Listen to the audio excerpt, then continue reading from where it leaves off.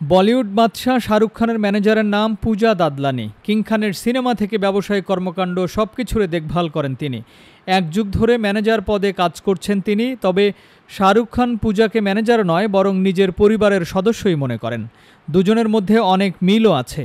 বয়সের পার্থক্য 18 বছরের হলেও কিং খান ও ম্যানেজার পূজার একই দিনে জন্ম, পড়াশোনাও একই বিষয়ে। 2012 সালে পূজা দাদলানি যখন ম্যানেজার পদে নিয়োগ পান, ততদিনে শাহরুখ খানের সাফল্য আকাশচুম্বী। খানের ঝুলিতে ততদিনে দিলওয়ালে দুলহানিয়া লে যায়েঙ্গে, দিল তো পাগল হ্যায়, বীর জারা, বাদশাহ, বাজিগর, ডনের মতো হিট সিনেমা। বলিউডের ব্যস্ততম নায়ক শাহরুখ খান সিনেমা জগৎ থেকে ব্যবসা বাণিজ্য সবকিছু দেখভাল করার জন্য শাহরুখ নিযুক্ত করেছিলেন পূজাকে। অভিনেতার জীবনযাপন, ব্যবসা সংক্রান্ত যাবতীয় দায়িত্ব নিজের কাঁধে তুলে নেন পূজা।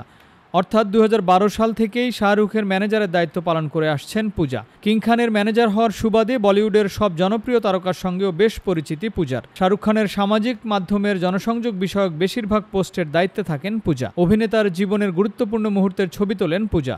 শোনা গেছে 2013 সালে মুক্তি পাওয়া শাহরুখের চেন্নাই এক্সপ্রেস ছবিতেও বিনিয়োগ করেছেন পূজা।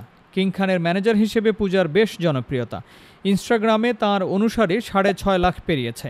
বলিউড তারকাদের সব ম্যানেজারের মধ্যে পূজাই সবচেয়ে ধনী। পারিশ্রমিকেও এগিয়ে তিনি। বছরে 7 থেকে 9 কোটি রুপি উপার্জন করেন পূজা। শাহরুখের কাছ থেকে মাসে 60 লাখ রুপি বেতন পান পূজা। 2008 সালে হিতেশ গুরনানি নামে এক ব্যবসায়ীর সঙ্গে বিয়ে হয় পূজার। মুম্বাইয়ে গয়না প্রস্তুতকারী সংস্থার মালিক তিনি। পূজার আছে একটি কন্যা সন্তান। কাজের সূত্রে শাহরুখ খানের সঙ্গেও কোথাও গেলে কন্যা রেওনাকে মাঝে মধ্যে নিয়ে যান পূজা। Timeline desk, Dhaka.